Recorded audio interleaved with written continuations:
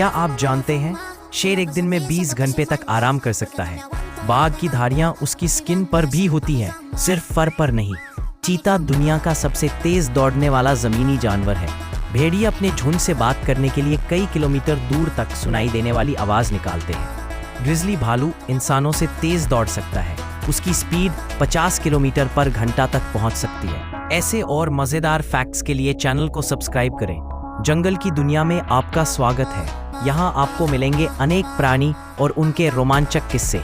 प्रकृति की खूबसूरती को देखें और एंजॉय करें। तो देर किस बात की, सब्सक्राइब करें और जानिए और भी इंटरेस्टिंग फैक्ट्स।